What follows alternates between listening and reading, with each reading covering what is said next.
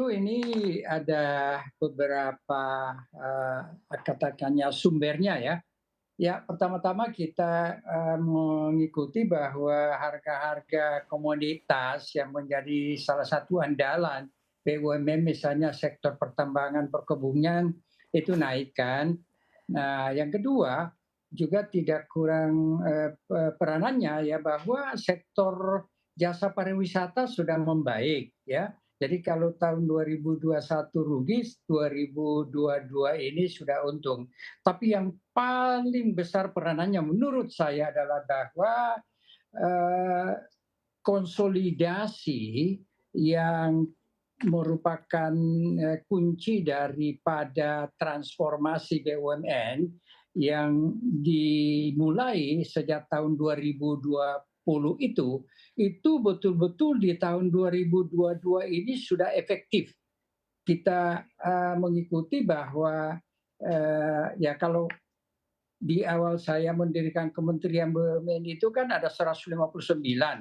Akhirnya kemudian menurun sampai kalau nggak salah sisa 100 lebih, dan di eranya Pak Erick Thohir itu sudah mampu dikonsolidasikan dalam 12 klaster dan kemudian holinisasinya berjalan efektif sehingga kita tidak perlu lagi ngurusin 100 sekian BUMN, sisa 41 sekarang. Nah, itu kan suatu restrukturisasi, konsolidasi yang memberikan dampak tidak saja daripada peningkatan revenue, tapi juga pengurangan biaya dan sekaligus apa namanya, pengembangan strategi yang lebih sesuai dengan apa namanya, roadmap yang sudah dibangun oleh Kementerian BUMN. Jadi kuncinya menurut saya transformasi berhasil dengan efektif dan ada tentu apa namanya, sumbangsi dari sektor makroekonominya, termasuk pariwisata itu tadi.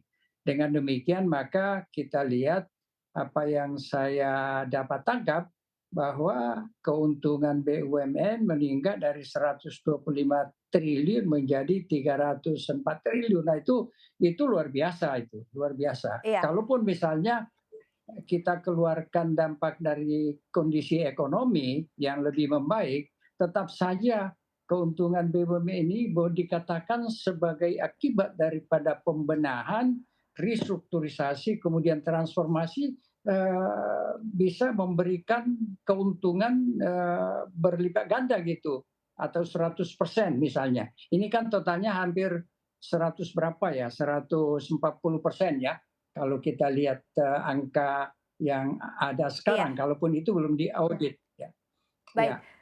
Kalau kita lihat Pak memang, perbankan juga menghasilkan kinerja yang cukup moncer ya Pak, BRI, BNI, Bank Mandiri, lalu juga beberapa sektor lainnya dari BUMN.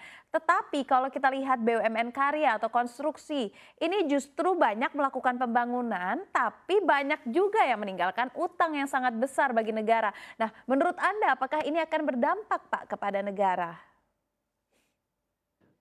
mungkin kita harus melihatnya secara makro ya di BUMN ini. Jadi kalau kita mengikuti pertumbuhan utang di BUMN, misalnya kita bandingkan antara investasi dan utang, itu sudah menurun dari 34% ke 32% ya.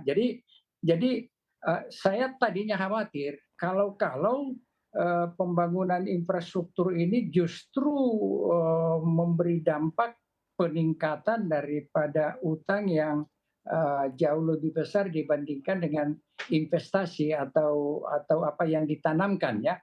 Nah, pada waktu yang bersamaan juga karena profitabilitas yang meningkat, maka modal BUMN ini juga meningkat. Dengan demikian maka secara umum debt to equity BUMN ini juga membaik. Nah, itu secara makronya begitu. Nah, tentunya perlu dilihat case for case, dalam artian misalnya BUMN yang bergerak di infrastruktur itu secara mikro dilihat agar mereka tidak melakukan ekspansi lagi kalau memang tidak mampu untuk tidak mampu untuk menservis debt-nya itu. Saya kira sekarang manajemen daripada semua BUMN ini sudah sangat ketat, khususnya yang terkait dengan utang piutang. Itu kan kita bisa lihat di balance sheet-nya ya. Dan kalau tahun 2022 ini infrastruktur itu pun sudah untung secara keseluruhan. Kalau tahun lalu kan atau tahun 2021 kan masih rugi. Nah, jadi ada satu pergerakan atau kemajuan yang cukup signifikan ya. Itu sebabnya maka keuntungannya juga begitu melonjak dari 125 triliun menjadi 304 triliun. Itu luar biasa itu. Tentu ini belum diaudit ya, Iya, tapi kan tidak akan banyak berubah lah menurut iya. saya. Kalau kita telisik lebih jauh, Pak, apakah bisa kita katakan strategi Menteri BUMN sekarang dalam membentuk holding serta juga menutup beberapa perusahaan yang dinilai tidak bekerja baik ataupun tidak memiliki kinerja yang cukup moncer sudah tepat dan memang mampu mendorong kinerja BUMN, Pak? Bagaimana Bapak melihat hal ini? Saya kira memang sudah seharusnya demikian. Terus terang saja ya, saya nggak mau ngaku-ngaku, tetapi blueprint roadmap BUMN yang dilakukan oleh Menteri BUMN yang ke-9, Pak Erick Thohir ini tidak jauh berbeda, hampir sama dengan yang di awalnya kita formulasikan ya. Cuma baru pada Menteri BUMN yang ke-9 ini, roadmap itu betul-betul berjalan dengan sangat disiplin gitu ya. Mungkin juga karena organisasi BUMN kan berubah. Ya, misalnya sekarang ada 2 wamen. Nah, 2 wamen ini kan betul-betul menjaga agar kinerja BUMN ini yang sudah direstrukturisasi itu berjalan dengan baik. Jadi itu saya kira sesuatu yang sangat positif sekali. Mudah-mudahan ini tidak berubah gitu. Konsisten maksudnya saya di dalam proses manajemennya.